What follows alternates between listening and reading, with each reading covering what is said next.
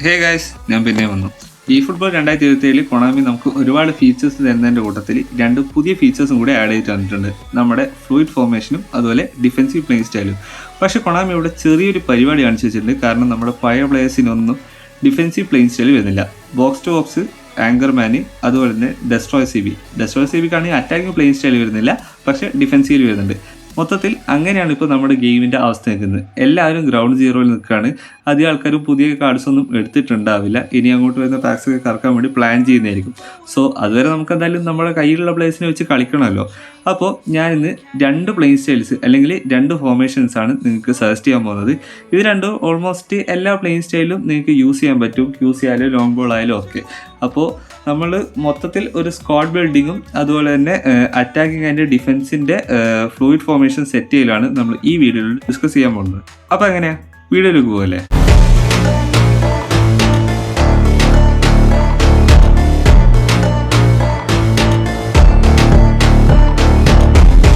സത്യത്തിൽ റിയൽ ഫുട്ബോളിലുള്ളൊരു കാര്യം തന്നെയാണ് നമ്മുടെ ഈ ഫ്ലൂയിഡ് ഫോർമേഷനും അതുപോലെ തന്നെ ഡിഫെൻസിലേക്ക് വരുന്ന സമയത്ത് മാറുന്ന ആ ഒരു ഡിഫെൻസീവ് പ്ലേയിങ് സ്റ്റൈൽ. പക്ഷേ കൊണാമി നമ്മുടെ ഗെയിമിലേക്ക് ഇംപ്ലിമെൻറ്റ് ചെയ്യുന്ന സമയത്ത് നമ്മുടെ പഴയ പ്ലേയേഴ്സിനൊന്നും യൂസ് ചെയ്യാൻ പറ്റാത്ത അവസ്ഥയിലാക്കിയിരിക്കുകയാണ്. എന്തായാലും നമുക്ക് കളിച്ചല്ലേ പറ്റൂ. അപ്പോൾ നമ്മുടെ കയ്യിലുള്ള സ്ക്വാഡ് വെച്ച് തന്നെ നമുക്ക് സെറ്റ് ചെയ്യാം. ഇനി നമുക്ക് നമ്മുടെ ആ ഒരു attacking and defensive formation set ചെയ്യാം. അതിന് തന്നെ മാനേജർ ടാപ്പ് ചെയ്യുക. റോബർട്ടോ മാർട്ടിനസ് ആണ് എൻ്റെ മാനേജർ. ഞാൻ ക്വിക്ക് കൗണ്ടറാണ് സാധാരണ കളിക്കാറ്. ഇതിൽ സെറ്റ് ഫോർമേഷൻ കൊടുക്കുക. അവിടെ ഫ്ലൂയിഡ് ഫോർമേഷൻ ഡിസേബിൾഡ് ആണ്, അത് നമുക്ക് ഇനേബിൾ ചെയ്ത് കൊടുക്കാം. അറ്റാക്കിംഗ് ആൻഡ് ഡിഫെൻസീവ് ഫോർമേഷൻ അത് നമുക്ക് പുറത്തുനിന്ന് സെറ്റ് ചെയ്യാം. അപ്പോൾ ഇതാണ് നമ്മുടെ അറ്റാക്കിംഗ് ഫോർമേഷൻ. ഇതിൽ ഞാൻ പ്രത്യേകിച്ച് മാറ്റമൊന്നും വരുത്തുന്നില്ല. കാരണം അറ്റാക്കിംഗ് സൈഡിൽ നമ്മുടെ എല്ലാ പ്ലേയേഴ്സിൻ്റെയും പ്ലേയിങ് സ്റ്റൈൽ ട്രിഗർ ആകും. അത് നിങ്ങൾ ഇത്രയും നാളെ എങ്ങനെ കളിച്ചുകൊണ്ടെന്നോ അതുപോലെ തന്നെ അങ്ങ് കളിച്ചാൽ മതി. ഡിഫെൻസിൽ മാത്രമേ നമുക്ക് പ്രശ്നങ്ങൾ വരാൻ സാധ്യതയുള്ളൂ. അപ്പോൾ നമുക്ക് ഈ സ്വിച്ച് അറ്റാക്ക് ആൻഡ് ഡിഫെൻസ് എന്നുള്ള ഓപ്ഷൻ ക്ലിക്ക് ചെയ്ത് കഴിഞ്ഞാൽ ഇങ്ങനെയാണ് ഞാനിവിടെ ഡിഫെൻസീവ് ഫോർമേഷൻ സെറ്റ് ചെയ്തിട്ടുള്ളത്. നിങ്ങൾക്കത് കണ്ടാൽ മനസ്സിലാവും. ഞാൻ ആ ഡിഫെൻസ് മൊത്തം ബാക്കിലേക്ക് ഇറക്കി വെച്ചിട്ടുണ്ട്. മാത്രമല്ല ആ ഒരു DMF CMF താഴേക്ക് ആ ഒരു ഗോൾ ലൈനിലേക്ക് വലിച്ചിട്ട് രണ്ടിനെയും പിടിച്ച് DMF ആക്കിയിട്ടുണ്ട്. ഈ ബോക്സ് ടു ബോക്സ് ആങ്കർമാൻ്റെ രണ്ടും DMFൽ ട്രിഗർ ആവും. സോ അത് രണ്ടും ഞാൻ താഴേക്ക് കൊണ്ടുവന്നിട്ടുണ്ട്. പിന്നെ ഈ ഒരു ക്രിയേറ്റീവ് പ്ലേ മേക്കറിനെ ഞാൻ കുറച്ച് താഴേക്കാണ് ഇട്ടിട്ടുള്ളത്. കാരണം ഇവിടെ നമ്മൾ ഡിഫെൻസീവിലുള്ള ന്യൂമറിക്കൽ അഡ്വാൻറ്റേജ് എടുക്കുക എന്നുള്ളത് മാത്രമല്ല, ബോള് ഇവിടെ നിന്ന് വിൻ ചെയ്ത ശേഷം അടുത്ത ആൾക്ക് കൊടുത്തു കഴിഞ്ഞാൽ അവിടെ ഒരു അറ്റാക്ക് ബിൽഡ് ചെയ്യാനും അവിടെ നല്ല രീതിക്ക് ബോൾ ഡിസ്ട്രിബ്യൂട്ട് ചെയ്യാനും കഴിവുള്ള ഒരു പ്ലെയർ അവിടെ പ്രസൻ്റ് ആയിരിക്കണം. അതിനാണ് ഈ ഒരു AMFനെ കുറച്ച് താഴോട്ട് ഇട്ടിട്ടുള്ളത്. മാത്രമല്ല അധികം എല്ലാത്തിനെയും പിടിച്ച് താഴോട്ടേക്ക് ഇട്ട് കഴിഞ്ഞാൽ ഒന്നാമത് റേറ്റിംഗ് കുറയും. റേറ്റിംഗ് കുറഞ്ഞു കഴിഞ്ഞാൽ നമ്മുടെ പ്ലേയേഴ്സിൻ്റെ ആട്രിബ്യൂട്ട്സും എബിലിറ്റിക്കും അത് ദോഷമാണ്. അത് അവരുടെ ഫുൾ പൊട്ടൻഷ്യൽ അവർക്ക് കളിക്കാൻ പറ്റില്ല. രണ്ടാമത്തത് ഇങ്ങനെ താഴോട്ടിടുന്ന സമയത്ത് ഈ ഒരു അറ്റാക്കിങ് തിരിച്ച് നമ്മൾ ഈ അറ്റാക്കിംഗ് ഫോർമേഷനിലേക്ക് ആ ഒരു പൊസിഷനിലേക്ക് ഓടി എത്തുന്ന സമയത്ത് സ്റ്റാമിന പെട്ടെന്ന് ഡ്രെയിൻ ആയിപ്പോവും. ഇതിലിപ്പോൾ ഈ ജെറാർഡിനൊക്കെ അത്യാവശ്യം സ്റ്റാമിന ഉണ്ടെന്നാണ് എൻ്റെ വിശ്വാസം. എന്തായാലും ഉണ്ടാവും, കാരണം ബോക്സ് ടു ബോക്സ് ആണല്ലോ. 91 സ്റ്റാമിനകളുണ്ട്. പക്ഷേ എല്ലാ പ്ലേയേഴ്സിനും അതുപോലെ സ്റ്റാമിന ഉണ്ടാവണമെന്നില്ല. ഇപ്പോൾ തന്നെ എൻ്റെ നെയ്മറൊക്കെ ഈ ഒരു പൊസിഷനിൽ കളിപ്പിച്ചിട്ട് തന്നെ അത്രത്തോളം സ്റ്റാമിന നിൽക്കുന്നില്ല. അപ്പോൾ അതും കൂടി നമ്മുടെ മനസ്സിൽ കാണാം. അപ്പോൾ അങ്ങനെയാണ് ഞാൻ ഈ ഒരു പ്ലേയേഴ്സിനെ ഇത്രയും അഡ്ജസ്റ്റ് ചെയ്ത് വെക്കുന്നത്. എല്ലാവരെയും പിടിച്ച് താഴോട്ടേക്ക് കൊണ്ടുവരിക എന്നുള്ളതല്ല, മറിച്ച് ന്യൂമറിക്കൽ അഡ്വാൻറ്റേജ് എടുക്കുകയും അതുപോലെ തന്നെ കൗണ്ടറിലേക്ക് വരുന്ന സമയത്ത് വേണ്ടുന്ന പൊസിഷനിൽ പ്ലെയേഴ്സിനെ സെറ്റ് ചെയ്യുക എന്നുള്ളതാണ് ഇവിടെ ഇമ്പോർട്ടൻ്റ് ആയിട്ടുള്ള കാര്യം. അതുപോലെ തന്നെ ഈ LMF ഞാനിവിടെ ലെഫ്റ്റ് വിങ് ഫോർവേഡ് കളിപ്പിച്ച ആൾ ചെറുതായിട്ടൊന്ന് താഴേക്ക് വലിച്ച് LMF ആക്കിയിരിക്കുകയാണ്. കാരണം കൗണ്ടർ വരുന്ന സമയത്ത് നല്ലൊരു ത്രൂ ബോളൊക്കെ ഇവിടെ കിട്ടിക്കഴിഞ്ഞാൽ അതെനിക്ക് ഈസി ആയിട്ട് 2 CFലേക്കും ഈക്വലായിട്ട് ഡിസ്ട്രിബ്യൂട്ട് ചെയ്യാൻ പറ്റും. അപ്പോൾ ക്രിയേറ്റീവായിട്ടും അതുപോലെ തന്നെ അത്യാവശ്യം ഡ്രിബിളിംഗ് എബിലിറ്റിയുള്ള നെയ്മറിനെ ഇവിടെ കളിപ്പിക്കുകയാണെങ്കിൽ എനിക്ക് പാസിങ്ങും അതുപോലെ തന്നെ ഡ്രിബിളിംഗ് ഒക്കെ അത്യാവശ്യം ഈസി ആയിരിക്കും. മാത്രമല്ല നെയ്മർക്ക് അത്യാവശ്യം ഡ്രിബിൾ ചെയ്യാൻ ഇവിടെ സ്പേസും കിട്ടുന്നുണ്ട്. ഇനി ലാസ്റ്റ് 2 CFകളാണ്. ആക്ച്വലി ഇത് 2 CF എന്ന് പറയാൻ പറ്റില്ല. യമാൽ ഒരു പ്രൊലിഫിക് വിങ്ങറാണ്.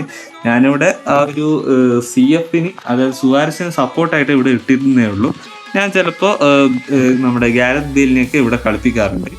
സോ ആ ഒരു പ്ലെയർ, ഒന്നാമത്തെ കാര്യം ഇതൊരു ലെഫ്റ്റ് ഫൂട്ടർ പ്ലെയറാണ്. അപ്പോൾ എനിക്ക് റൈറ്റ് വിങ്ങിൽ ഇട്ടാൽ കഴിഞ്ഞാൽ കുറച്ചും കൂടി ഫിനിഷ് ചെയ്യാനുള്ള എളുപ്പമായിരിക്കും.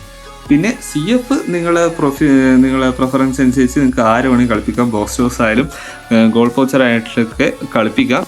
അതൊന്നും ഒരു വിഷയമുള്ള കാര്യമല്ല. നിങ്ങൾക്ക് എങ്ങനെ ഫേവറബിൾ ആയിട്ട് തോന്നുന്നു അതുപോലെ കളിപ്പിക്കുക. കാരണം ഇവിടെ അറ്റാക്കിങ്ങിൻ്റെ സമയത്ത് നിങ്ങൾക്ക് ഡിഫെൻസീവ് പ്ലേയിങ് സ്റ്റൈലിൻ്റെ ഒരു ഇഷ്യൂ വരുന്നില്ല. നേരെ കുറച്ച് ഡിഫെൻസിലേക്ക് വരുമ്പോഴാണ് ആ ഒരു ഡിഫെൻസീവ് പ്ലേയിങ് സ്റ്റൈൽ ഇല്ലാത്തതിൻ്റെ പ്രശ്നം വരുന്നത്. അത് മറികടക്കാനാണ് നമ്മൾ ഇത്തരത്തിലുള്ള പ്ലെയർ പൊസിഷനിങ്ങും അതുപോലെ തന്നെ ഇതുപോലെ ഒരു കൗണ്ടർ ടാറ്റിക്സും യൂസ് ചെയ്യുന്നത്. സോ ഇത്രയൊക്കെയാണ് നമ്മൾ ഈ ഒരു 4-2-1-3 ഫോർമേഷന് സെറ്റ് ചെയ്തിട്ടുള്ളത്. ഇനി നമുക്ക് നേരെ ഈ ഒരു സ്ക്വാഡിൻ്റെ ഇൻഡിവിജ്വൽ ഇൻസ്ട്രക്ഷൻസ് നോക്കാം. ഇതിൽ ഞാൻ കാര്യമായിട്ട് ഇട്ടത് നമ്മുടെ അറ്റാക്ക് 1-ൽ പുയോളിന് ഡിഫെൻസീവ്, കാരണം ഡെസ്ട്രോയർ ആണല്ലോ കയറി പോകണമെന്ന് വെച്ചിട്ടാണ് ഇവിടെ വിങ് ബാക്കിന്, അതായത് അറ്റാക്കിംഗ് വിങ് ബാക്കിന് ആങ്കറിംഗ് ആണ് കൊടുത്തിട്ടുള്ളത്. എനിക്ക് കുറച്ചും കൂടി അറ്റാക്ക് സപ്പോർട്ട് വേണം എന്നുള്ളതാണ്. പിന്നെ സുവാരസിന് കൗണ്ടർ ടാർഗറ്റ് കൊടുത്തിട്ടുണ്ട്. അതുപോലെ വേണമെങ്കിൽ യമാലിനും നമുക്ക് കൗണ്ടർ ടാർഗറ്റ് കൊടുക്കാം. കാരണം അവിടെ ടോപ്പിൽ നമുക്ക് ബോൾ റിസീവ് ചെയ്യാൻ വേണ്ടിയിട്ട് അവിടെ നിൽക്കും. ഡിഫെൻസീവ് ആയിട്ടുള്ള വലിയ സപ്പോർട്ടൊന്നും ഉണ്ടാവില്ല. സോ ഇങ്ങനെയാണ് ഞാൻ ഇൻഡിവിജ്വൽ ഇൻസ്ട്രക്ഷൻസ് സെറ്റ് ചെയ്തിട്ടുള്ളത്. സോ ഇങ്ങനെയാണ് നിങ്ങൾ സ്ക്വാഡ് സെറ്റ് ചെയ്യേണ്ടത്. ഇവിടെ നിങ്ങൾക്ക് അറ്റാക്കിംഗ് സൈഡിൽ ഒന്നും പേടിക്കാനില്ല. നിങ്ങൾ എങ്ങനെ കളിക്കുന്നു അതുപോലെ തന്നെ സെറ്റ് ചെയ്താൽ മതി. പക്ഷേ ഡിഫെൻസിലേക്ക് വരുമ്പോൾ ന്യൂമറിക്കൽ അഡ്വാൻറ്റേജ് എടുക്കുക. അതുപോലെ തന്നെ ബോൾ ഒരു കൗണ്ടറിലേക്ക് കിട്ടാൻ വേണ്ടിയിട്ടുള്ള പ്ലെയേഴ്സിനെ സെറ്റ് ചെയ്യുക. അതുപോലെ തന്നെ പ്ലെയേഴ്സിൻ്റെ സ്റ്റാമിന മനസ്സിലാക്കിക്കൊണ്ട് സ്റ്റാമിന തീരാത്ത രീതിയിൽ വേണം സെറ്റ് ചെയ്യാൻ. അതുമാത്രമല്ല, നിങ്ങൾക്ക് പ്രോപ്പറായിട്ടുള്ള ഒരു സബ്സ്റ്റിറ്റ്യൂഷൻ കീപ്പ് ചെയ്യണം ഓരോ പൊസിഷനിലും. പ്രത്യേകിച്ച് ഈ ഒരു AMF, LMF, അതുപോലെ CMF, DMF ഈ ഒരു പൊസിഷനിലേക്ക് പ്ലേയേഴ്സ് റിക്കവർ ആകുന്ന സമയത്ത് സ്റ്റാമിന കുറയും. അപ്പോൾ അവർക്ക് വേണ്ടുന്ന സബ്സ്റ്റിറ്റ്യൂഷനും ഇവിടെ സെറ്റ് ചെയ്ത് വെക്കേണ്ടത് അത്യാവശ്യമാണ്. ഇനി നമുക്ക് ആ ഒരു 4-2-2 ഫോർമേഷൻ്റെ സ്ക്വാഡ് ബിൽഡിംഗ് നോക്കാം. സത്യത്തിൽ ഞാൻ അങ്ങനെ യൂഷ്വലി ഈ ഒരു 4-2-2 കളിക്കാത്ത ഒരാളാണ്. പക്ഷേ കളി തോക്കുന്ന ഘട്ടത്തിലൊക്കെ ഈ ഒരു ഫോർമേഷനിലേക്ക് മാറാറുണ്ട്. സോ അതിനനുസരിച്ച് പ്ലെയറിനെ സബ്സ്റ്റിറ്റ്യൂഷനിൽ സെറ്റ് ചെയ്ത് വെക്കുക. ക്രിയേറ്റീവ് പ്ലേ മേക്കറും ഹോൾ പ്ലെയറും ഒക്കെ സെറ്റ് ചെയ്ത് വെക്കുക. അതുപോലെ തന്നെ 2 CFനെ സെറ്റ് ചെയ്ത് വെക്കുക. ഇത്രയൊക്കെ ചെയ്യുക. ഇനി നമുക്ക് ഇതിലും ഫ്ലൂയിഡ് ഫോർമേഷൻ ഇനേബിൾ ചെയ്യാം. ഓക്കെ, ഇതാണ് നമ്മുടെ അറ്റാക്കിംഗ് ഫോർമേഷൻ. ഇത് നിങ്ങൾ എങ്ങനെയാണോ സെറ്റ് ചെയ്യുന്നത് അതുപോലെ സെറ്റ് ചെയ്യുക. ഇവിടെ നിങ്ങൾ ശ്രദ്ധിക്കേണ്ടതെന്ന് വെച്ച് കഴിഞ്ഞാൽ നിങ്ങളുടെ പ്ലെയേഴ്സിൻ്റെ സ്ട്രോങ് ഫുട്ടും വീക്ക് ഫുട്ടും നോക്കുക. ഇവിടെ റൗളിൻ്റെത് ലെഫ്റ്റ് ഫുട്ടാണ്, അതുകൊണ്ടാണ് ഞാൻ റൈറ്റിൽ ഇട്ടിട്ടുള്ളത്. അതുപോലെ തന്നെ ടോട്ടിൻ്റെ റൈറ്റ് ഫുട്ടാണ്, അതുകൊണ്ടാണ് ഞാൻ ലെഫ്റ്റിലിട്ടത്. പിന്നെ സുവാരസിന് 2 ഫുട്ടും ഒരുപോലെ ഫിനിഷ് ചെയ്യാൻ പറ്റുന്നതുകൊണ്ടാണ് ഞാൻ ഈ റൈറ്റ് സൈഡിൽ ഇട്ടിട്ടുള്ളത്. ഫോർലാന് 2 ഫുട്ടിലും ഫിനിഷ് ചെയ്യാൻ പറ്റും, പക്ഷെ ഞാൻ അവിടെ ഈ ഒരു പൊസിഷനിൽ കളിപ്പിക്കാനാണ് താല്പര്യപ്പെടുന്നത്. സോ ഇതാണ് എൻ്റെ മൊത്തത്തിലുള്ള സ്ക്വാഡ്. ഇത് നമ്മൾ ഓർക്കസ്ട്രേറ്റർ. ഇനി നമുക്ക് ഡിഫെൻസീവ് ലൈനപ്പ് നോക്കാം. സോ ഗൈസ്, നമ്മൾ ഇങ്ങനെയാണ് ഡിഫെൻസീവ് ലൈനപ്പ് സെറ്റ് ചെയ്തിട്ടുള്ളത്. നിങ്ങൾക്ക് ഇവിടെ കാണാൻ ഞാൻ ആ ഡിഫെൻസ് ലൈനിനെ ഒന്ന് പുറകോട്ടേക്ക് വലിച്ച് ഈ ഒരു DMFന് അതുപോലെ തന്നെ CMF ഓർക്കസ്ട്രേറ്ററിനും പിടിച്ചിട്ട് DMFലാക്കി. അതുപോലെ തന്നെ ക്രിയേറ്റീവ് പ്ലേ മേക്കറെ ഇവിടെ AMF ആയിട്ട് കുറച്ച് താഴോട്ട് വലിച്ചിടുകയും ചെയ്തു. അറ്റാക്കിംഗ് സൈഡിലേക്ക് ഞാൻ ചെയ്തതെന്ന് വെച്ചാൽ ഈ ഒരു ഹോൾ പ്ലെയർ റൗളിനെ ഞാൻ പിടിച്ച് SS ആക്കി. പുള്ളിക്ക് SS-ലും നല്ല അബിലിറ്റിയാണ്, അത്യാവശ്യം ഫിനിഷ് ചെയ്യാനും കഴിവുള്ള ഒരു പ്ലെയർ ആയതുകൊണ്ട് തന്നെയാണ് ഞാൻ SS-ലേക്ക് ഇട്ടത്. അതുപോലെ തന്നെ ഈ 2 CFനെയും അവിടെ തന്നെ ഇട്ടു. ഇവിടെ ഞാൻ ഉദ്ദേശിച്ചതെന്ന് വെച്ച് കഴിഞ്ഞാൽ ഇവിടുന്നോ അല്ലെങ്കിൽ ഈ ഒരു DMFോ ബോൾ റിക്കവർ ചെയ്യുന്ന സമയത്ത് അത് നേരെ ടോട്ടിക്ക് കൊടുക്കും. ടോട്ടി അത് എങ്ങനെയെങ്കിലും റൗളിലേക്ക് എത്തിക്കും. ചിലപ്പോൾ റൗൾ ഡീക്കോയ് ആയിട്ട് പുറകോട്ടേക്ക് ഇറങ്ങി വരികയോ അല്ലെങ്കിൽ ഈ ഒരു സുവാരസ് ബാക്കിലേക്ക് ഇറങ്ങി വരുന്ന സമയത്ത് റൗൾ ഫ്രണ്ടിലേക്ക് ഓടിക്കയറി ഫിനിഷ് ചെയ്യുകയോ അല്ലെങ്കിൽ ഫോർലാൻഡിലേക്ക് ബോൾ പാസ് ചെയ്യുകയോ ചെയ്ത് കഴിഞ്ഞാൽ എനിക്കവിടെ നല്ലൊരു അറ്റാക്ക് സെറ്റ് ചെയ്യാൻ പറ്റും. സോ ഇതാണ് ഞാനിപ്പോൾ കളിപ്പിക്കുന്ന ഒരു കൗണ്ടർ അറ്റാക്ക് ഫോർമേഷൻ. അതല്ലാതെ നിങ്ങൾക്ക് വേണമെങ്കിൽ ഇവിടെ ഒരു CFും 2 SS ആയിട്ടൊക്കെ സെറ്റ് ചെയ്യാം.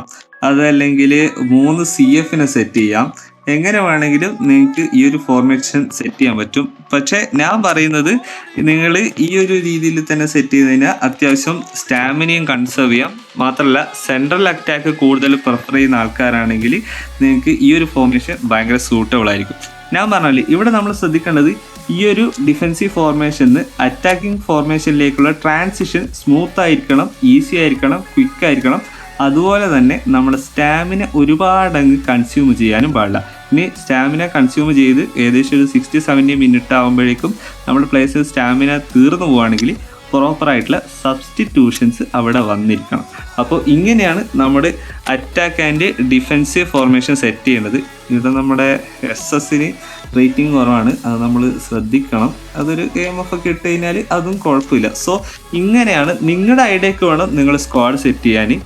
അപ്പോൾ പിന്നെ ഇതിൽ വരുന്ന ഈ ഒരു ഡിഫെൻസീവ് പ്ലേയിങ് സ്റ്റൈല് ഇപ്പോൾ കറൻ്റ്ലി നമുക്ക് ഒരുപാട് പ്ലെയേഴ്സോ പ്ലേയിങ് സ്റ്റൈലോ അവൈലബിൾ ആയിട്ടില്ല. ഒരു പ്രോപ്പർ മെറ്റ ഇതുവരെ സെറ്റ് ചെയ്യാത്ത സ്ഥിതിക്ക് നമ്മൾ ഇതുവരെ എങ്ങനെയാണ് കളിച്ചത് ആ ഒരു രീതിക്ക് തന്നെ നമുക്കിപ്പോൾ കളിച്ച് പോകാവുന്നതാണ്. അപ്പോൾ നിങ്ങൾ കൂടുതൽ ടെൻഷൻ അടിക്കേണ്ട ആവശ്യമൊന്നുമില്ല. സോ ഈ പറയുന്ന രീതിയിൽ ഈ ഒരു പോയിന്റ്സ് ഒക്കെ മനസ്സിൽ വെക്കുക, സ്ക്വാഡ് ബിൽഡ് ചെയ്യുക, കളിക്കുക. പിന്നെ നമ്മൾ പ്രത്യേകം ശ്രദ്ധിക്കേണ്ട ഒരു കാര്യം എന്താണെന്ന് വെച്ച് കഴിഞ്ഞാൽ നമ്മുടെ ഇൻഡിവിജ്വൽ ഇൻസ്ട്രക്ഷൻസിൽ 2 ഇൻസ്ട്രക്ഷൻ അവർ എടുത്തു കാണിച്ചിട്ടുണ്ട്. ഒന്ന് ഈ അറ്റാക്കിങ്ങിൽ വരുന്ന അറ്റാക്കിംഗ് ഓപ്ഷനും അതുപോലെ തന്നെ ഡിഫെൻസിൽ വരുന്ന ഡീപ് ലൈൻ ഓപ്ഷനും. അറ്റാക്കിംഗ് നമുക്ക് അത്രത്തോളം വലിയ എഫക്റ്റ് ഒന്നുമില്ല, പക്ഷേ ഡീപ്പ് ലൈൻ ഇൻസ്ട്രക്ഷൻ പോയതോടെ ഈ ഒരു DMF അലഞ്ഞു തിരിഞ്ഞ് നടക്കുന്നതായിട്ട് നമുക്ക് പരാതി കിട്ടിയിട്ടുണ്ട്. സോ അതിൽ നിങ്ങൾക്ക് ചെയ്യാൻ പറ്റുന്നൊരു കാര്യം, അതിൻ്റെ നേരെ താഴെ ഒരു ബിൽഡപ്പ് CB ഇടുക, അതിൻ്റെ കൂടെ ഒരു ഡിഫെൻസീവ് ഫുൾ ബാക്കിനും കൂടെ സെറ്റ് ചെയ്ത് കഴിഞ്ഞാൽ ആ ഒരു പൊസിഷൻ ഈ 2 പ്ലേയേഴ്സ് വന്ന് കവർ ചെയ്തോളും.